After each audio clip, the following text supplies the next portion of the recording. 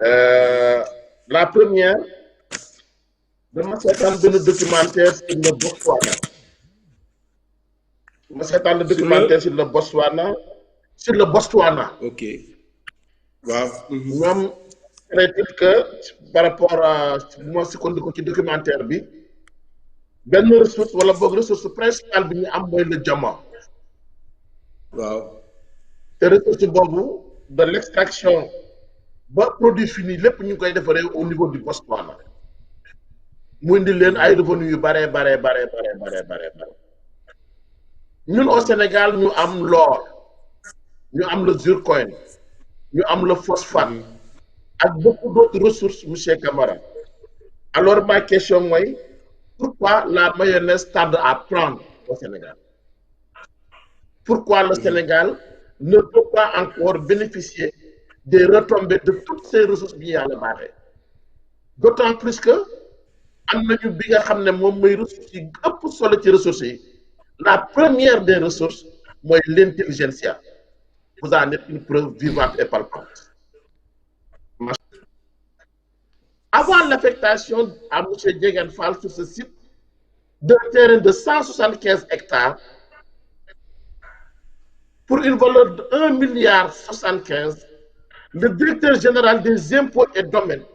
a refusé à la CDC un supplément d'assiette foncière de 100 hectares. Michel Fall a revendu ce lot de 100 hectares à la CDC au prix de 6 000 francs le mètre carré, soit 6 milliards de francs CFA. Fin de citation. Monsieur Camara fii ñu ngi wax benn pratique boo xam ne ni ci wàllu suuf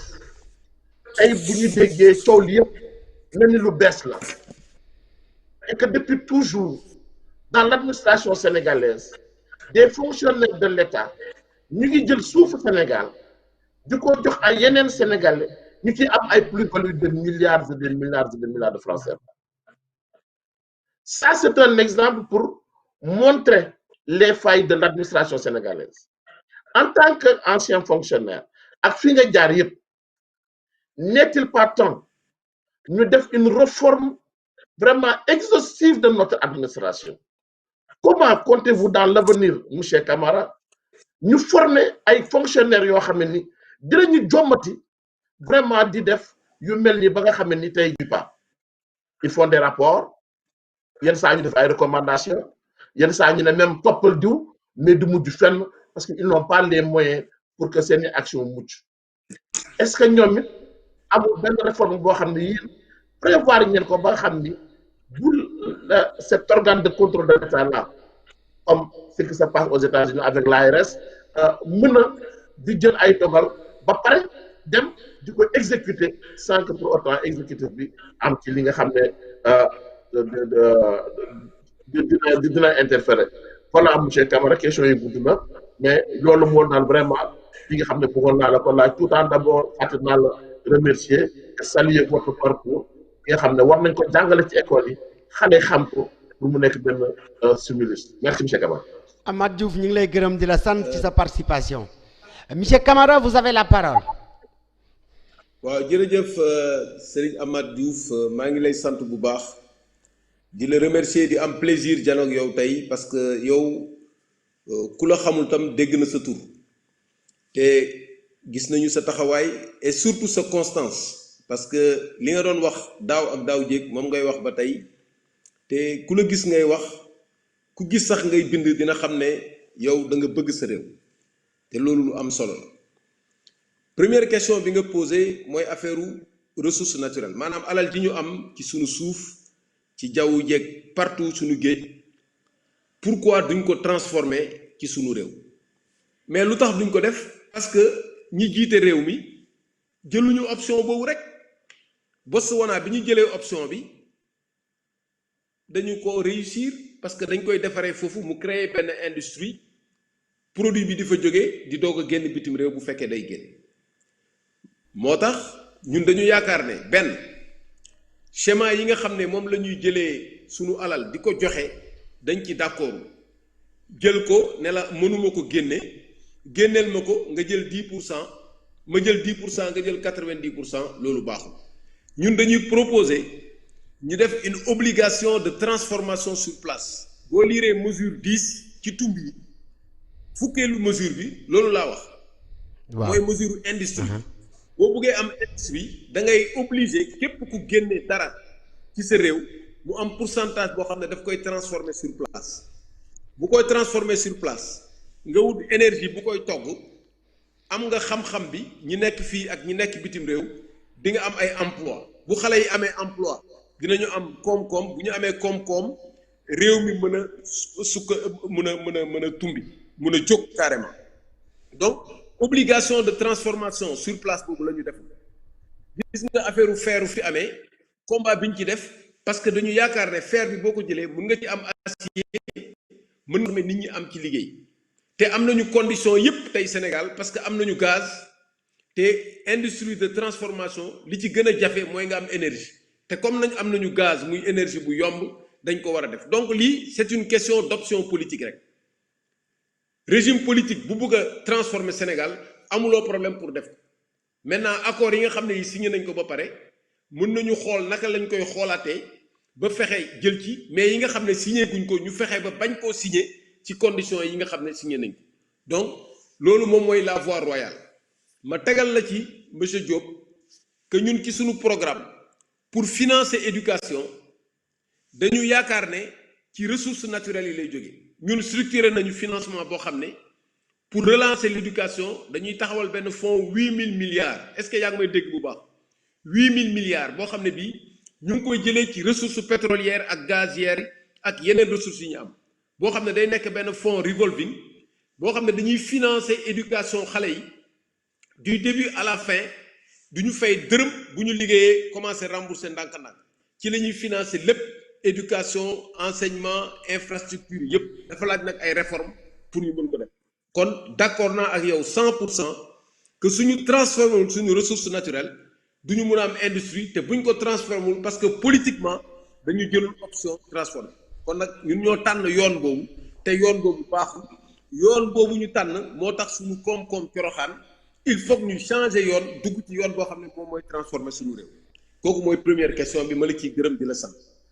ñaareelu question bi mesure 19 boo ko xoolee di nga gis ne ñun dañuy préconiser réforme administration bi toll na foo xam ne atteindre limitam am na ay compétences yu bare waaye dafa atteindre ci limitam pour nekk levier de développement parce que recrutement bi ci administration dafa nekk recrutement boo xam ne non concours la war a nekk pour l'essentiel mais dañu seet ne recrutement administration bi dafa bare recrutement politique ñaareel bi poste administration yi ci ëpp loo xam ne dafa laaj ay compétences techniques ñi ñu fay teg critères politiques lañ leen fay tegee da ngay dem gagner benn commune bu am 100 personnes wala 200 personnes ñu jox la benn direction boo xam ne bii da ngay gérer ay milliards nga dem di ko politiquer donc dañu war a def des appels à candidature pour postes yi ëpp solo Sénégal ñun recensé nañu postes yooyu 36 la ñu def ko ay ngandi direction générale mu am cahier des charges ñu def appel à candidature daal di nommer ay nit ci benn liste boo xam ne ñetti nit yi jiitu ñoom la ñuy jël président de la république tànn ci kenn ñu jox ko mission jox ko budget mu liggéey loolu bu amul su politicien koo xam ne politique rek moo ko yëkkati mu yore yenn postes yi dootul mun a am liberté pour def lu ko neex mooy affaire suuf si nga wax foncier bi ñëpp a ko bokk Sénégal te ñun dañu war a fexe ba li ñëpp bokk ñëpp jot amul benn raison ñu jël ay foncier yu ngan di ko jox ay nit ak institution te jaarul parlement parce que loolu moom mooy suñu règle mais loolu pour nga def ko il faut nga aménager ce territoire bu baax am nañu benn loi sur le domaine national boo xam ne bii yaakaar naa bu amul woon en 1964 musiba am nañu terre yoo xam ne yi dañ koy immatriculer au nom de l'État gis nañ liñ ciy def am na terre yoo xam ne yii dañu ko def titre foncier ñi nga xam ne ñoo koy jëlal seen bopp ñeneen ñi c'est dans le domaine national ci la ñuy joxe ay bail ak lu nekk mais lu nekk ci am parce que procédure bi ñu koy attribuer amul transparence ba nga xam ne dafa am ay critères politiques yu ciy dugg loolu nag mbéju kanam nag borom moo koy nit ki moo koy fajal boppam képp koo xam ne kii nag yaakaar nga ne suuf si ñuy jël di la ko jox comme ça di la jox ay hectares nga koy jaay di ci def ay spéculation di def ay prix yow suivre nga fi li fi am ci côté boobu kenn xamul lu mu toll loolu war nañ ko changer li ko war a changer nag d'abord moom mooy organe de contrôle yi organe de contrôle yi dañu war a am autonomie ñun li préconiser boo demee seet mesure 19 li ñuy préconiser mooy ñu réorganiser organe de contrôle yi ñetti fonction la ñu am benn fonction bi mooy prévention fexe ba nit du jël loxoom di ko dugal ci alalu réew mi loolu soo ko organiser mën nga ko def parce que nit ki boo ko joxul pouvoir bi du ko mën a def am na pouvoir exorbitant yoo xam ne mënoo ko teg ci loxo benn nit ci fonctionnaire lu ñëpp bokk mënoo ko jël rek teg ko ci loxo benn fonctionnaire ne ko yow yaay décider boo signé rek sotti na loolu la ñuy njëkk a dindi ba pare fexe pression yi nga xam ne moom mooy tegu ci kaw fonctionnaire yi ñu teggi ko parce que fonctionnaire aussi dafa am pouvoir yoo xam ne boo ko joxee da nga koy teg pression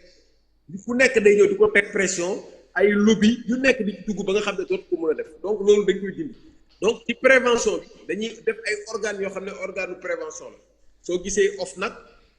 dafay nekk organe de prévention fi la ñuy defee déclaration de patrimoine yi ci la ñuy defee yëpp organe de prévention yëpp dañ koy jël dajale ko mu am doole mën a prévenir mën a sensibiliser aussi nit ñi ñaareelu groupe organe bi ñuy am mooy organe contrôle yi nga xam ne da ngay dem vérifier nag audit yi boo demee par exemple ñu jox la déclaration patrimoine nga gis ne waa ji li mu am waru ko am wala dugg na fii génn fii ah nga ne ah kii day war nañu xool ay mbiram xool naka la gérer kooku moom mooy gestion boo defee gestion ba retrouver nag ay tooxi doone yi mu def nga dugg nag ci organe répression yi mais loolu moo gën a mun a décourager citoyen ñu jàpp nit ne lii la def fii la jël lii la luubal ba ñëpp xam ko ba pare kenn du ko laal da ngay gis nag ñoo xam ne ñi dañuy am promotion loolu ci organe répression yi nga organiser ko ñun réforme bi ñuy def bu ñu ko defee ba pare dinañ am ñetti catégorie organe prévention contrôle ak répression bu ko defee rek mën na am ku la ne mënul am rek dakaa bëggul def volonté politique kese la laaj te bu ñu ko defee Sénégal dina teguwaat ci yoon li ñu am kas néew ñu mën ko utiliser pour développer suñu réew jërëjëf. Merci beaucoup monsieur Camara.